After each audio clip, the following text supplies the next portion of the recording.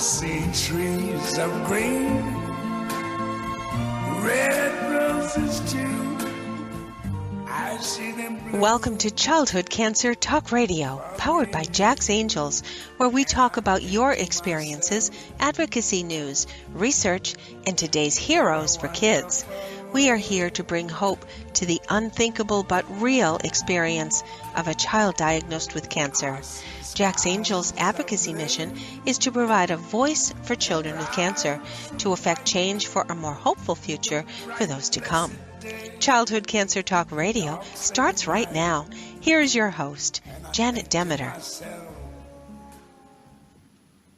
Welcome to Childhood Cancer Talk Radio, where kids come first for the cure. I'm Janet Demeter, your host, and if you're new to our show, welcome. We are here to provide a form of support for the childhood cancer community, whether your family is affected or someone you care about, for you to share your story, or a researcher with a new technology or pharmaceutical innovation to share.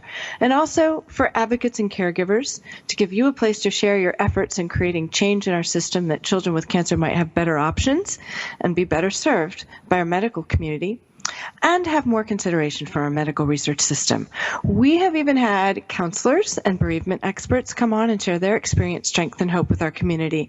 So ultimately, this show is for you to amplify your voice, concerns, and sometimes very urgent needs, whether you're on to share knowledge, to advocate for an agenda, or your child's story. We also like it when we have the opportunity, and it isn't as often as you would think, but for the kids to come on and speak for themselves. So if you would like to share your story or suggest a guest or topic to us, please write to cctalkradio@gmail.com. That's cctalkradio@gmail.com. And our Facebook page is at cctalkradio. So today's guest is coming to us from the UK. Kelly Khan is her name, and she's here to share the story of her son Khaleel, who is currently fighting a relapse of leukemia and facing a very difficult road ahead. So we're having Kelly on to share with us during our conversation some support contact information for Khaleel's treatment, as his needs for a donor are currently very urgent. So just be aware, we'll be sharing some of this information. If you can, please share it in your networks. This is a big world, people.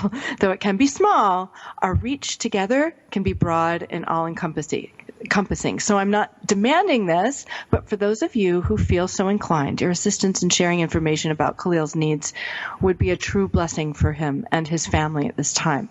Now, off the bat, this information is available on his Facebook page, which is entitled Khaleel's Leukemia Journey, and his name is spelled Khaleel, and his last name is Khan, Khan. And so now, with great pleasure, I get to introduce his mother, Kelly Khan, to you and chat with her for a while. Kelly, welcome to the show. Hello.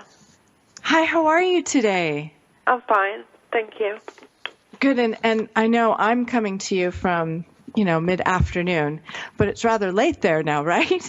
Yeah, definitely bedtime for us. So is Khaleel at home, or is he currently in the hospital? No, he's home.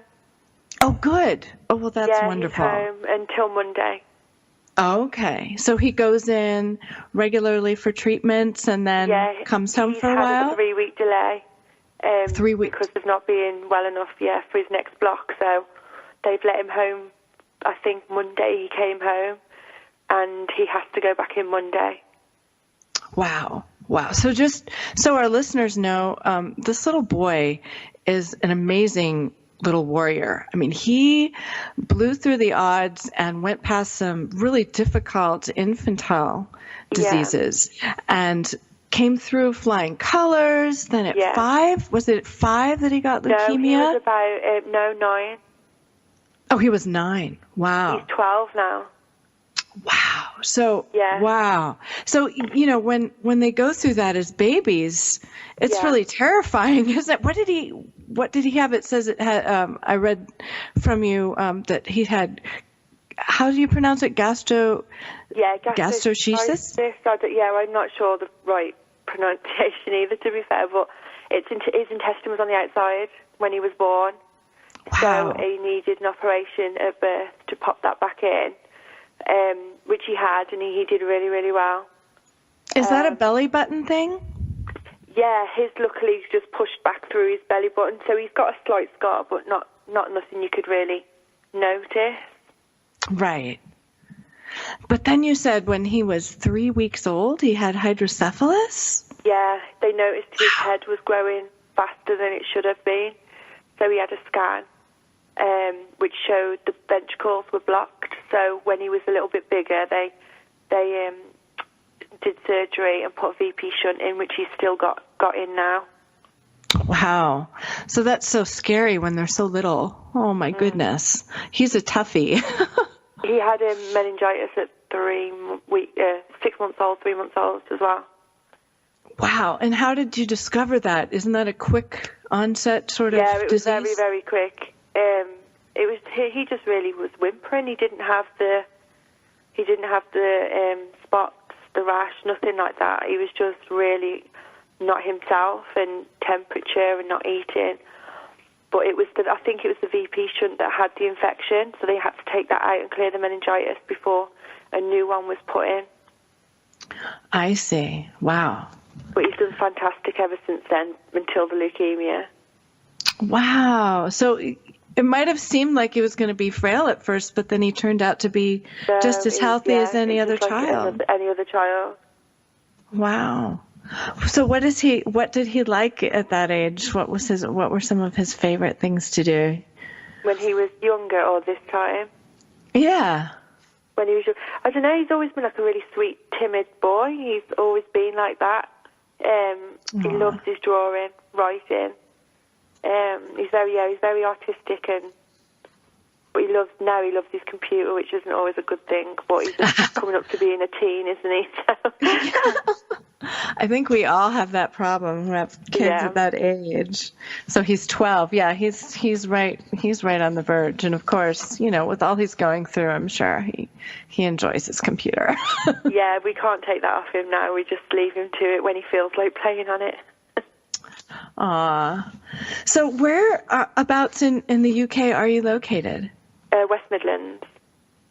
Okay. My geography is terrible. I lived in Salisbury when I was a little girl for a while. Okay. Never quite got over it because I loved England. No, We're not far. We're about 40 miles from Birmingham. Oh, my goodness. Wow.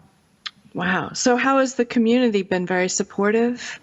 Yeah, very, very supportive. They've been amazing, to be fair. Really, and how really much good. time have you had in between his original battle and now his relapse? Well, he was diagnosed in 2014, 6th of July. So he was still on maintenance when he relapsed. So we've not actually had much of a break from actual treatment because he should have finished this year in November, but he relapsed November last year, 2016. Wow. That must have been, not the nicest shock. How did you find out? Well, he just went in with a normal temperature, which he hadn't had for a while. Since he started on maintenance, he didn't have too many hospital admissions. But he went in with a temperature, but he was absolutely fine in himself. So he wasn't concerned because he's been in with a temperature before maintenance. He was in every month when he first got diagnosed.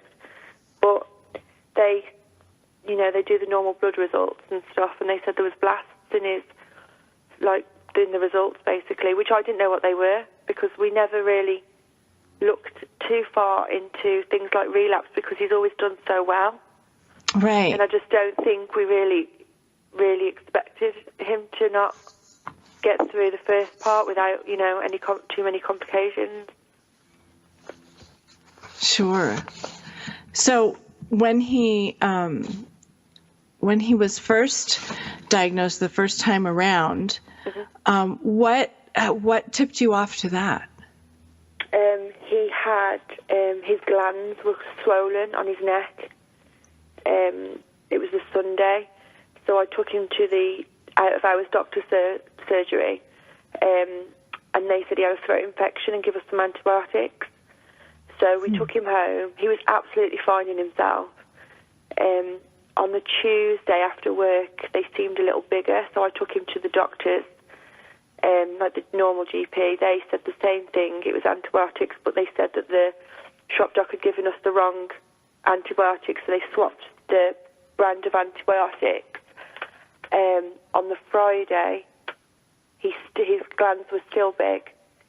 So, oh, sorry, he's just actually walked in. Did he really? Yes. Is that Khaleel? Are you supposed to be in bed? Yeah, that's Khaleel. He's the only one awake, can you tell? Oh my gosh. Yeah, you can usually hear him hobbling because his knees aren't very good, but I didn't hear him. He's getting stealthy. He is. He's getting quite clever with that.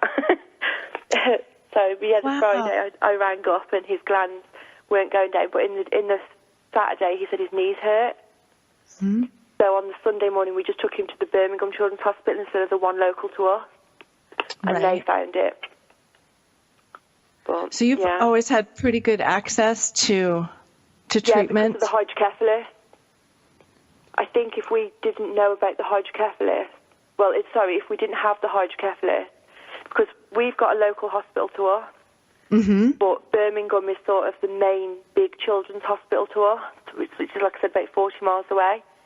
But he was already under Birmingham because of his shunt. So he used to have just normal checkups every 12 months, so he was always under them. So luckily for us, he was under them. So when it come to the Saturday, and he said about his knees, I said to him, what was you doing for your legs to just start hurting out of the blue? He said, I was stretching, so I just thought he meant that he pulled a muscle. But when he was still complaining on the Sunday morning, we phoned Birmingham. I said, I'm not taking him anywhere else now. I phoned Birmingham. They said, we don't think it's anything to do with his shunt, but you can bring him in if you want, which we did. We drove up there, but we wasn't even concerned. We stopped off at KFC on the way. We stopped off at Holland and Back. We just wanted peace of mind that it was a throat infection. Right. We honestly didn't think it was anything serious. It was just, we wanted them to say it. Yeah. Like, we took no overnight bag. We told our kids, we've got 3 other kids, we said to my mum, we'll be back in a couple of hours. With that, we're just going to take a quick break. I want you to hold that thought because I want to hear that story.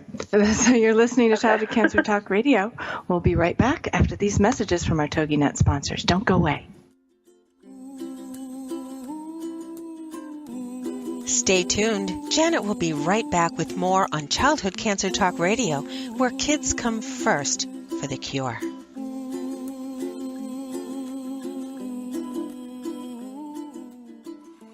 If you're ready for a big change in your work, your career, your happiness, your life, it's time for the $1 Million Mindset with Marla Tabaka. Monday afternoons at 2, 1 Central on TogiNet.com. Marla believes that with the right mindset, anything is possible. Join us as successful life coach Marla Tabaka inspires you and her clients to explore, discover, and live your dreams by developing what she calls the $1 Million Mindset. Marla will inspire you to take action on your dreams and reveal secrets to success that will help you realize your own unique power. Tune into the $1 Million Mindset for heartwarming stories with Marla Tabaka. Learn tips and tricks to building a successful business and unlock the secrets to creating a happier, more balanced life through abundant thinking and attraction power. For more information on the $1 Million Mindset, go to our website, marlatabaka.com. That's MarlaTabaka.com. It's the $1 Million Mindset with Marla Tabaka. Monday afternoons at 2, 1 p.m. Central on TogiNet.com.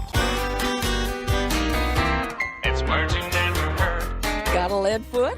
According to state troopers, here's what not to do when you get pulled over. Don't be a lachrymous and start crying right away. It doesn't help. But if you're under 20, crying won't be held against you. Don't ask for a break, and don't yell or start any argy-bargy. And one trooper said, if they're going to flirt with me to get out of a ticket, it would probably insult my intelligence. But unfortunately, I don't get hit on all that often. So flirting or being a gill flirt won't work. Did you know that 15% of all drivers get 76% of all traffic tickets? And the odds of winning if you challenge a traffic ticket in court are 1 in 3. So what should you do when you get pulled over for speeding? Be courteous to the officer, and most of all, be honest. It's words you never heard. I'm Carolyn Davidson, and you can have fun challenging your words you never heard vocabulary with my free app, Too Funny for Words.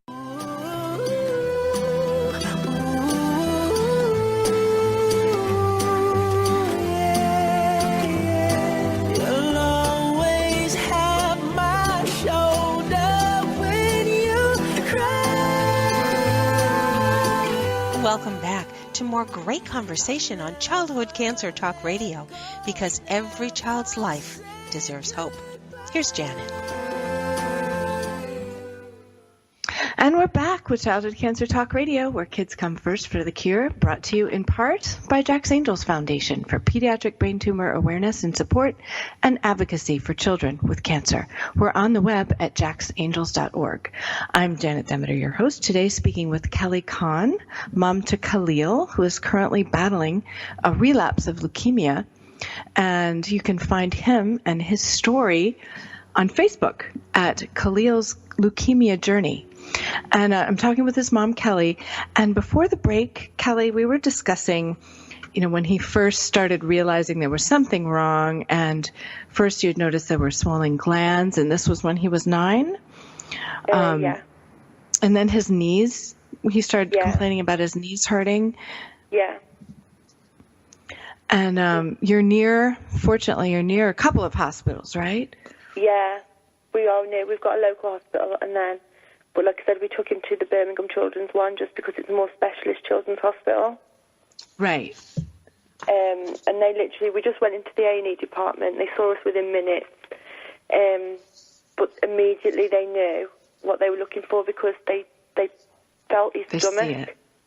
And they didn't obviously say at the time, but his spleen was enlarged, which made a lot of sense because my brother got married the month before, and ever since then, Khaleel was off his food a little. Like, normally, his favourite food was chicken, and he could eat absolutely loads of chicken, even though he was never really a huge eater, but chicken he could eat. And he started going off, like, he'd eat one piece and say, I'm full. But we just thought, he must be coming down with something because he was so well in himself. Right. Right. But then they did the blood test and it confirmed it. And so what was your first reaction in his? Oh, when they said, because he hated needles, which now you'd never ever think he ever did. But you used to have to pin him, and they had to give him gas that day just to get the bloods from him because he hated needles. But they took us outside and said, we really need these bloods because we think it's leukemia. And I know I've heard of leukemia, and I even know somebody that, like, their little boys had it, but I still had to confirm with him what it was because I said, is that cancer?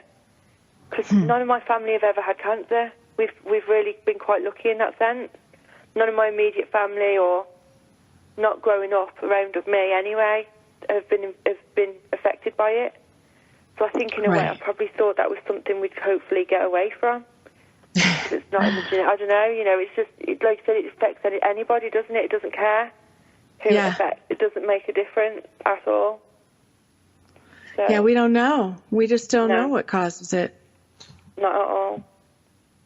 No, but I was just shocked. I just rang my mum and my grandma and just said that's what they think it is. But I know for a fact my mum was probably worried sick because she cries over absolutely anything. But she was going, no, they probably just tell you that. But I know she was probably in pieces on the other end of the phone. But obviously within 2 hours they come back with the results, and then he was admitted. He didn't come home for about, I think it was 2 weeks in Birmingham. 2 weeks in Birmingham, and then they transferred him to Telford for a while. So yeah, he was transferred there.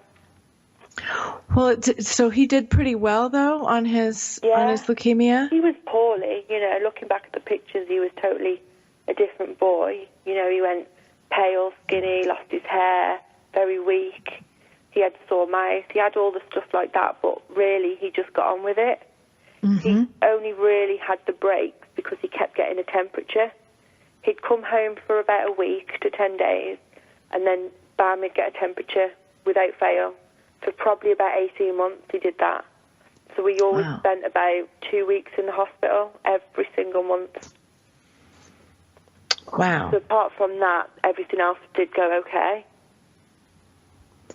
And how was it for your family and your daily life? And how about his brother? He has brothers and sisters, right? Yeah, they're all younger, yeah. The first time round, they were obviously, although my littlest is only 4 now, so he doesn't really know too much.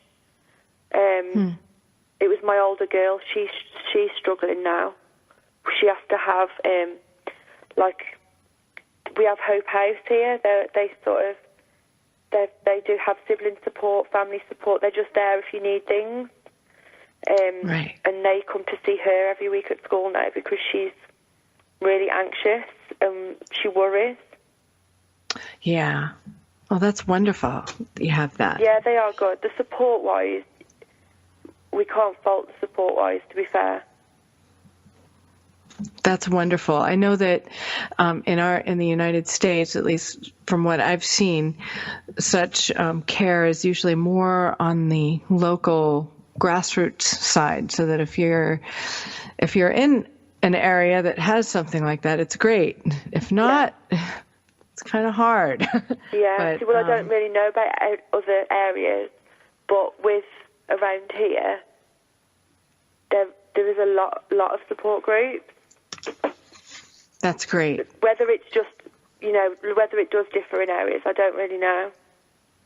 Right.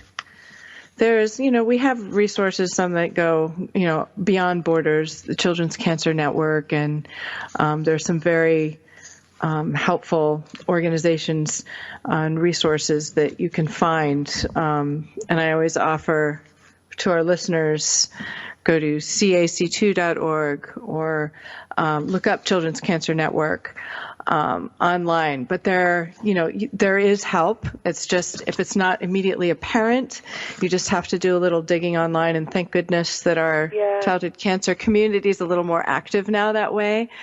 Social media has really helped. And let's mention your the Facebook page again to support Khaleel. Isn't all the GoFundMe information for him there as well on his Facebook page? It's at Khaleel's. We keep that updated quite often. Good. It's at Khaleel's Leukemia Journey. Excuse me. And for people who like to punch things in directly, it's facebook.com/Khaleel Khan. That's KHALEEL KHAN, and then 211116.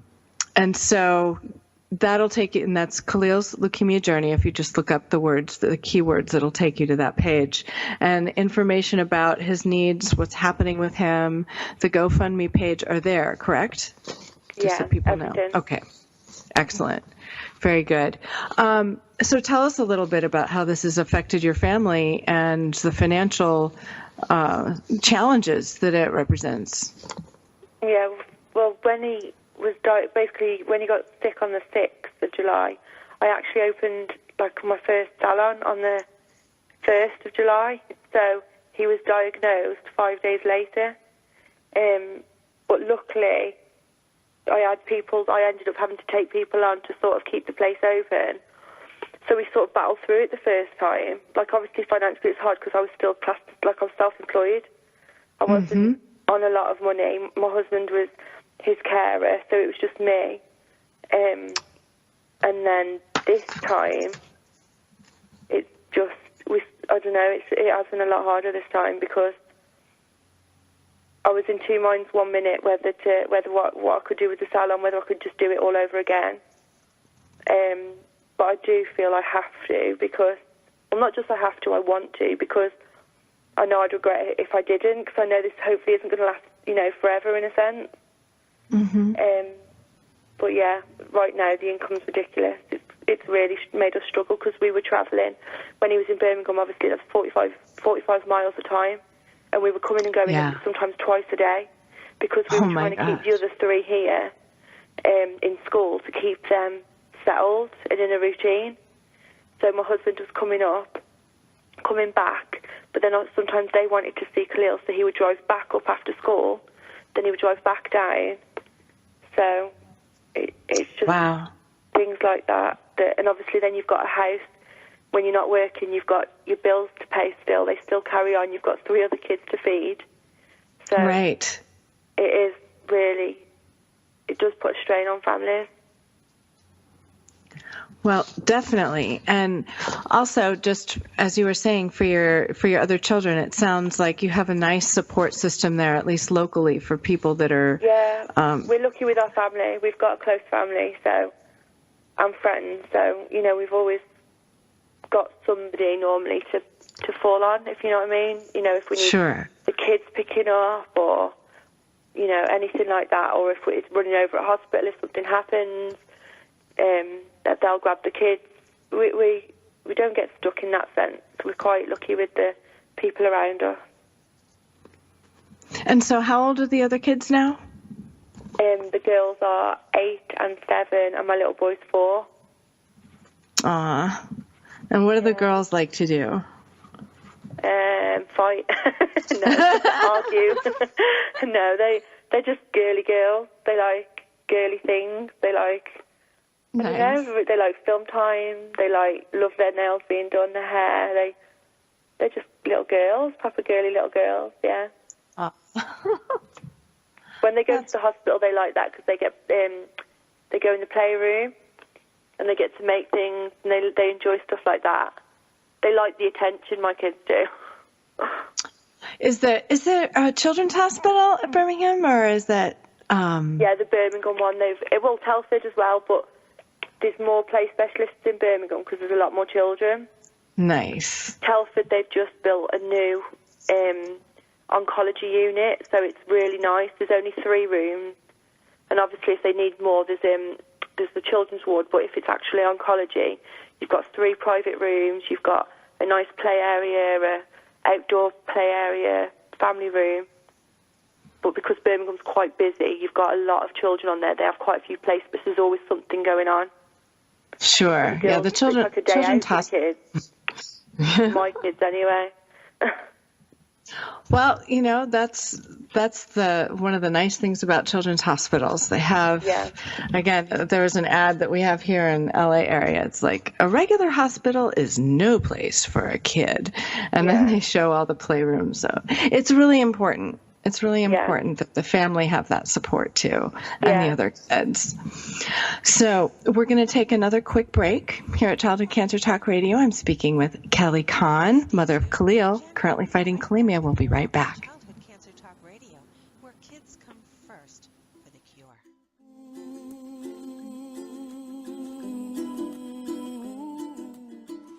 Have you heard? The pages of American Patchwork and Quilting magazine come to life on our new weekly online radio show, American Patchwork and Quilting. Join Pat Sloan, our blogging and quilt designer host, as she talks about the latest trends, ideas, and inspirations.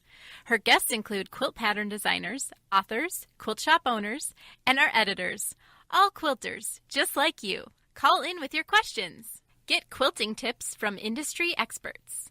Learn about free patterns. Hear behind-the-scenes stories from our magazines, American Patchwork and Quilting, Quilt Sampler, and Quilts and More. Get the scoop on free stuff and find out more about the best independent quilt shops in North America. To listen to a live show, tune in Monday at 4 p.m. Eastern. Just log on to allpeoplequilt.com/radio.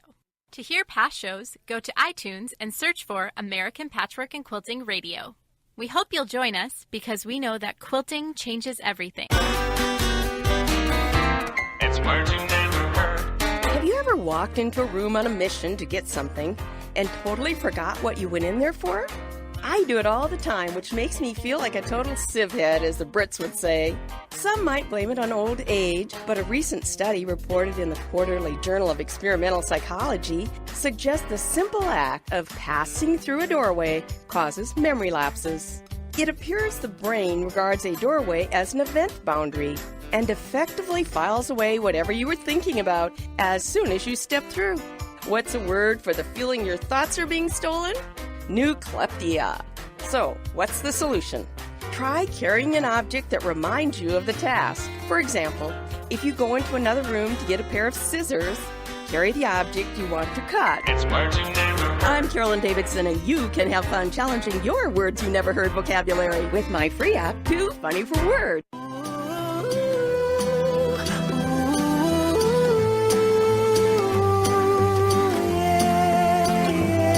You'll always have my shoulder when you cry. more great conversation on Childhood Cancer Talk Radio, because every child's life deserves hope. Here's Janet. And we're back again after hearing from our awesome TogiNet sponsors. I'm Janet Demeter with CC Talk Radio, learning today about Khaleel Khan, a little boy of 12 years old who was born a warrior, fought 3 infantile complication diseases, and is now on his second round battling leukemia in a relapse. You can find his story on the web at facebook.com /Khaleel Khan. 211116. It's easier to find if you just look up Khaleel's leukemia journey, and his name is spelled Khaleel. Okay, I'm going to return to my conversation with Kelly after this very brief bit of advocacy news. Just want to let you know, because we covered Beth Ann Telford. She's a brain tumor survivor and an amazing woman. She's an ultra mega athlete distance runner. That's what I call her. She completed her 4th marathon on her 4th continent on the 4th day of the 7-day World Marathon Challenge. And according to schedule, she ran Madrid, Spain today and will be in Marrakesh and Morocco tomorrow. Truly amazing. She's running to raise funds for ABC Squared. It's a brain cancer research company, and she's dedicating her runs to children with cancer. So we all salute you, Beth Ann. And gosh, with some luck, I might even get to meet up with Beth Ann next week in Washington. I sure hope so. So say a prayer for her, folks, as we wish her miraculous luck only, that she finish in good form and well surpass her goal of breaking the $1 million mark of cumulative funds raised in her running efforts for brain cancer research.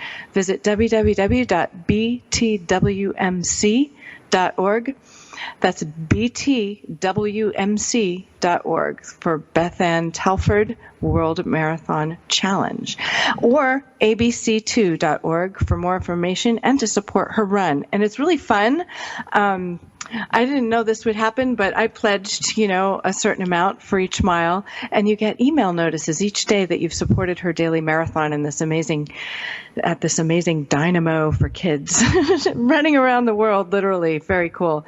Another bit of breaking news, and I'm happy to bring it to you because I happen to have some personal involvement. Now, this is happening in the United States Congress, but I hope it serves as a rallying point, an example all over the world of what we can all do for childhood cancer, for all childhood cancers too. The National DIPG Awareness Resolution, and DIPG is one of the deadliest pediatric brain tumors. It's an awful killer of kids with cancer. This resolution will be introduced to Congress next Monday, the 30th of January, 2017, in the House of Representatives by Congressman Steve Knight of California. And essentially what it does is something I've been waiting to see in the Moonshot Initiative, waiting to see in other childhood cancer legislation, but haven't yet. You know that sticking point of 4% is not enough? And it seems like all around the world, the percentage of countries' national budgets doesn't ever seem to exceed that. And I hope I'm wrong, and I can have someone on the show whose government is pioneering the way towards asserting our common values in the medical research system. But thus far, it's not addressed directly, that is, anywhere until now.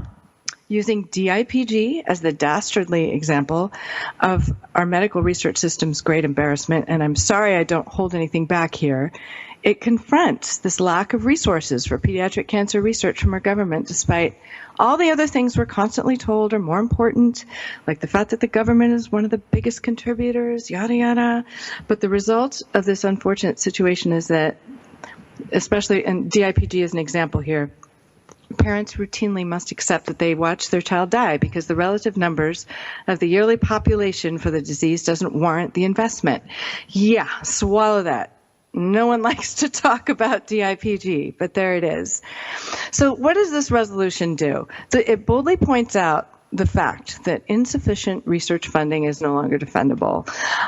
It brings up the 4%, and it asks that years of life lost and mortality rates be significant factors of consideration for research grants from NCI and the private sector alike. It lists all the statistical details of the disease, but what I'm trying to stress here, and probably use way too many words to do it, is that we're trying to exemplify the plight of childhood cancer with this disease. And yes, notice these families that have endured it, the tens of thousands of kids who have bravely faced their death in an untimely way, and to let those know that are currently fighting, and children with all cancers all over the world, that we are fighting for them. Awareness Day is important. If they can have a donut awareness day, for crying out loud, we can have a DIPG awareness day. Now, it names May 17th as that day. May is Brain Tumor Awareness Month. And the reason why it's May 17th is we are supporting a companion effort, a much bigger effort, actually, with a lot of volunteers all around the country by the Michael Mosier Defeat DIPG Foundation. They were on our show a few weeks ago. You can look it up. You can hear from Jenny Mosier herself. She's an amazing dynamo for kids with cancer, especially with DIPG. And what the Across the Map project is they're trying to get a state proclamation in each state for a DIPG Awareness Day being May 17th, 2017. So the national resolution resonates with that. We're trying to have a cohesive effort for this disease. It's been unnameable. No one will talk about it. It's the one no one wants to talk about for decades. But it's time. It's time to do something about it. And I've been asked by a lot of people, well, what do you think with this new administration? Are they going to be more responsive? I don't know. I'm saying 2017 is the year of miracles. I really believe that. I think that, whether or not you like our new president, he's boldly decisive. He claims and shows with his actions, for the most part, that he is willing to fight for people. And so, and he says himself that he's dedicated for those folks who have not gotten the attention they need, that they will be forgotten no more. So I'm going with that. I'm hoping. So you can support the resolution, which is really a fight for childhood cancer, and more than for people. This is a rallying point for us. This will get it some attention. The action days for this resolution are going to be on the week of the 17th of every month through May 17th, and you can support it with a run, which is a virtual walk or run, or an actual one where we are locally in Southern California. But you can find it at curedipg.info. That's curedipg.info. And that opens for registration on the 30th of the month. And so, getting back to our story for today, my wonderful guest, Khaleel Khan, has been so gracious in coming on all the way from the UK to talk with us about her amazing little boy, Khaleel, who is now facing a relapse and some complications. And he has some urgent needs that I think with just a little bit of networking, we might be able to help. So, Kelly, if you're still there after all that garbling from me, my rant is over. And let's talk about what can we do. What can we do to help raise awareness for Khaleel's needs? And I'm sure they're not unique. I'm sure there are other kids who have had this urgent need for a donor too. Yeah. So let's set some precedent here. And what can we do? What are his major challenges right now? Well, he's mixed, like race. So he's half white, half Pakistani. So there isn't as many mixed donors on the registers that come forward. So I think somebody that was full white, full this, full that, they're about 80%, 90% that they get a donor. His is less than 20 because of the mixed race. Right. Now, how has success been for that in the past? I mean, there have been some other successes, correct? Yeah, it does happen. When he was first diagnosed as a little boy, who was also, his mum was white, his dad was Pakistani, and he relapsed and needed a transplant, and he's fine now. They had to really push for it, and I've not actually spoken to them to find out how they got it or where they got it from, but it happened. It does happen, but there's just not as many donors on there that are mixed. Right. And it's a donor of what exactly? Is it bone marrow? Stem cell. Stem cells. Stem cells, yeah, stem cell transplant. And how does one find out if they could be a donor? What's the testing procedure? I heard it's really simple. It's really easy for people to do. It's really simple. In the UK, there's a donor, there's a register called the Anthony Nolan Register. If you're 30 and under, you go online, sign up. It takes a minute, if that. Then they send you a free kit out, which you can swab your mouth with. And then you just send the kit back, and they put you on the register. And if you are a match for somebody, then they contact you. If you're over 30, there's a website called dkms.org, who does the over 30s, which is a similar thing. They send you out a little kit, you swab your mouth, and then you go on the register. And then I think if you are a donor, if you are a match for somebody, they contact you, take more blood samples so they can, I think they call it tissue typing, and see how well of a match they are. And then it's just like giving blood normally.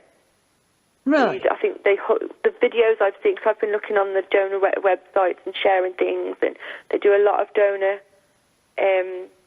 stories, and they're just on a machine, and it takes the blood out, takes the cells, what it needs, puts the blood back.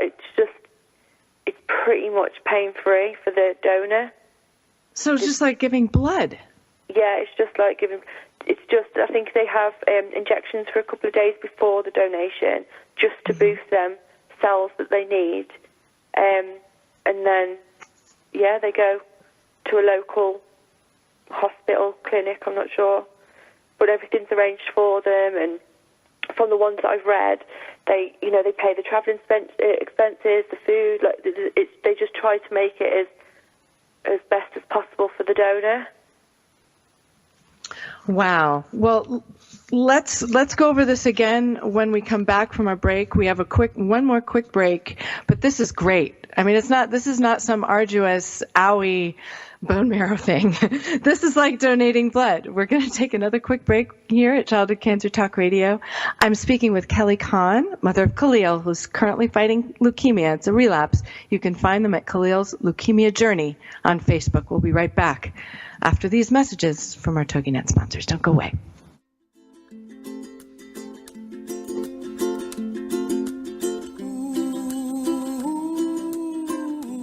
Stay tuned. Janet will be right back with more on Childhood Cancer Talk Radio, where kids come first for the cure.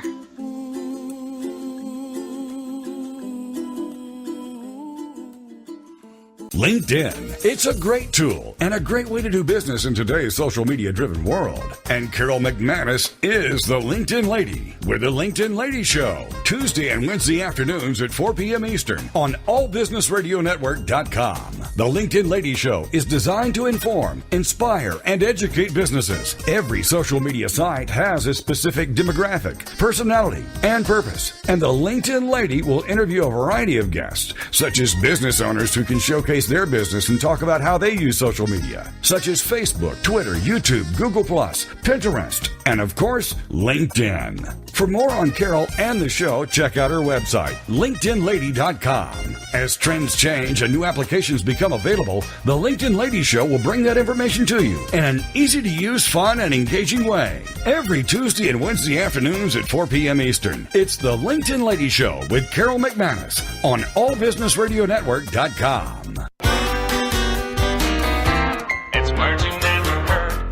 Derek Thompson, co-founder of the Save the Elephant Foundation, was taking a rescued elephant named Kamla for a walk along the river.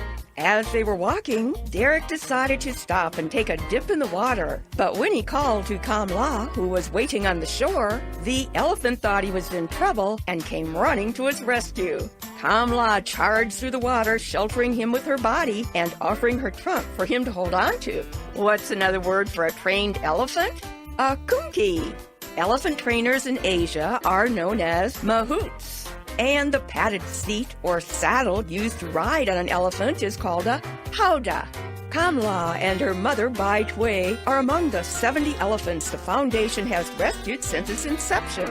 It's words you never heard. I'm Carolyn Davidson, and you can have fun challenging your words you never heard vocabulary with my free app, Too Funny for Words.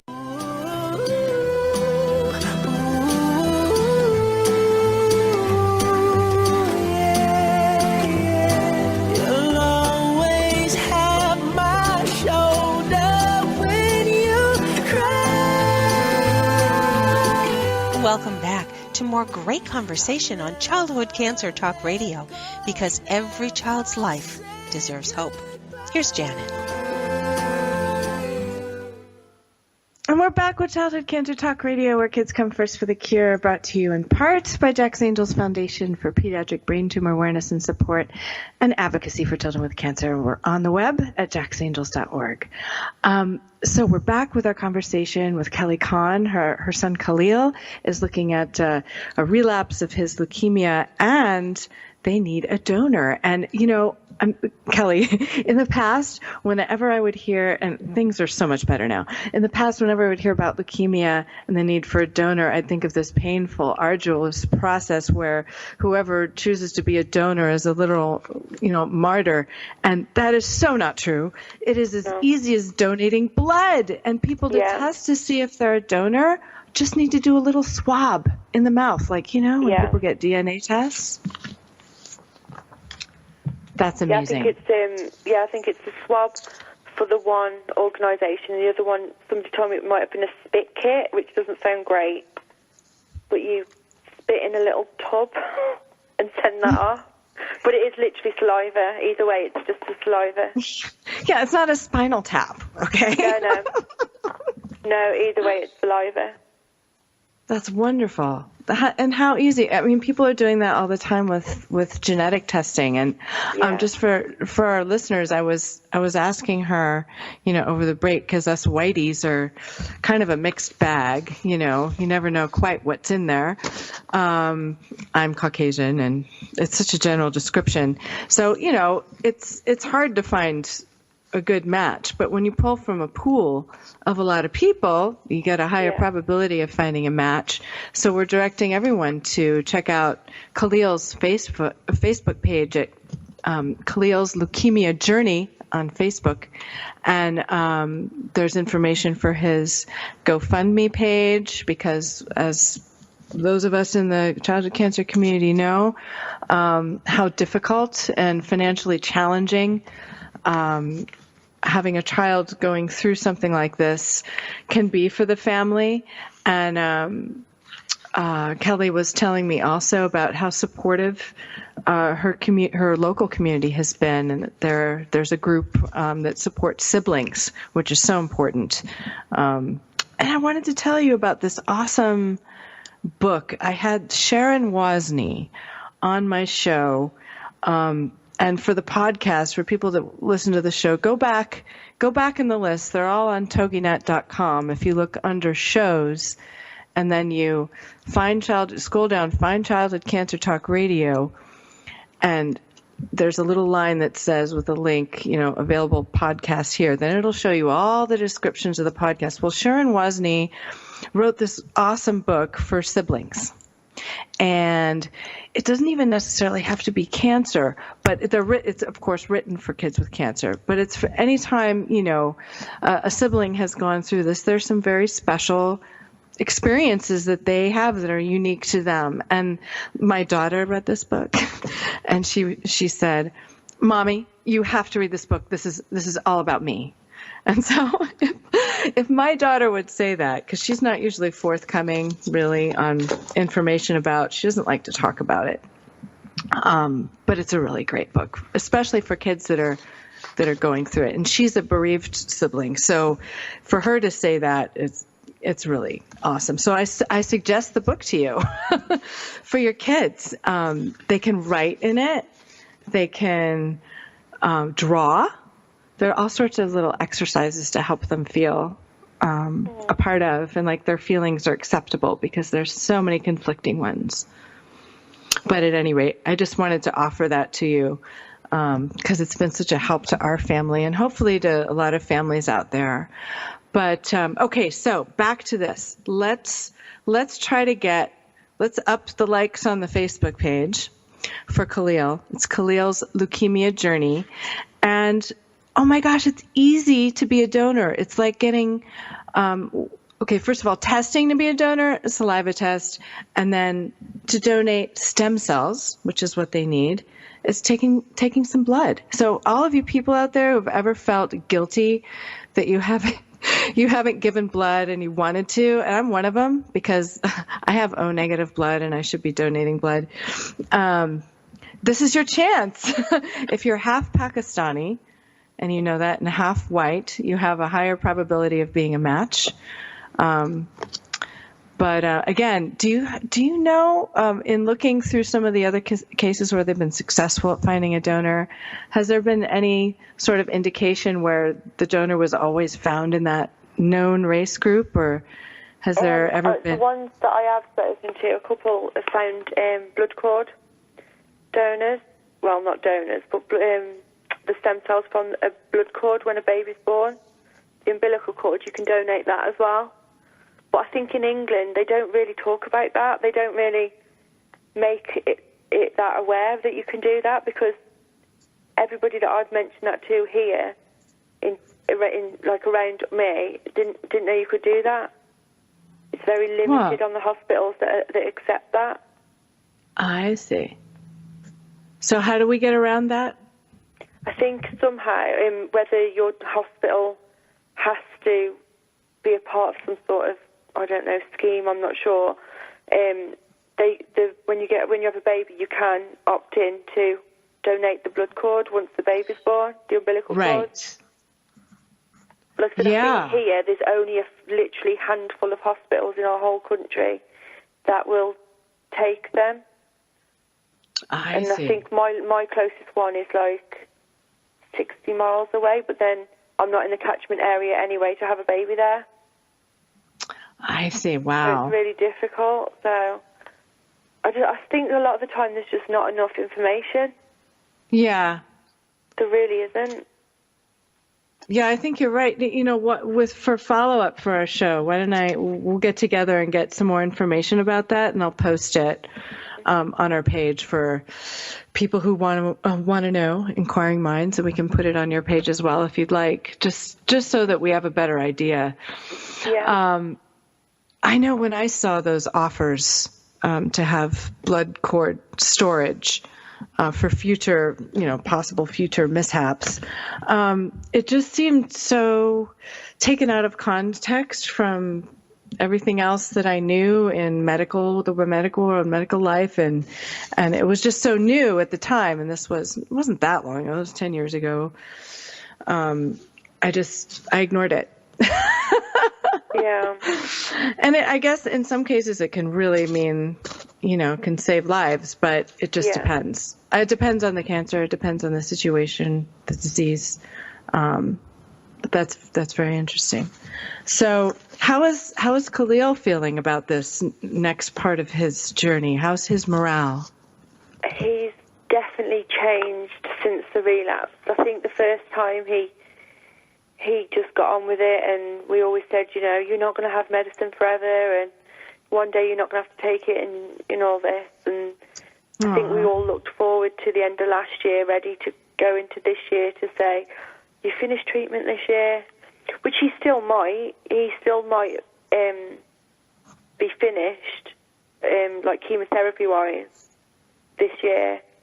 But obviously, I hope so. He's got a tougher journey before the end now than what he originally had. He was doing once he started maintenance, he went back to school. He started going out with his friends, because obviously he was going into secondary school. So he was starting just to be a normal boy again. Right. And now he can't leave our site. Aw. How long has he been out of school since this whole relapse thing started? September, October, 2 months. So he's been, okay. So it's very recent. Yeah. He started September into the new school, and then relapsed November, yeah. 2 months later. Poor thing, my gosh. Let's get this boy back in school. I know. Well, he could go back from September, depending how everything goes. Yeah, well, that's good news. We only spoke to the stem cell team yesterday, so we had a little bit more of information. Excellent. So it makes what is their prognosis? Real. Are they hopeful? I don't think they know. They don't think they know, really. I think, like she said, every child is so different, and from the stories that I've heard for the relapse, for the transplant, the kids have done totally different. You know, some have been seriously, seriously poorly. Luckily, one or two haven't. We just don't know. Well, folks, visit, again, it's Khaleel's Leukemia Journey on Facebook. And if you can help, if you are of a mixed descent of the Near Eastern world, Pakistan and white, our friend Kelly is from Telford, Great Britain, a couple generations back, she says.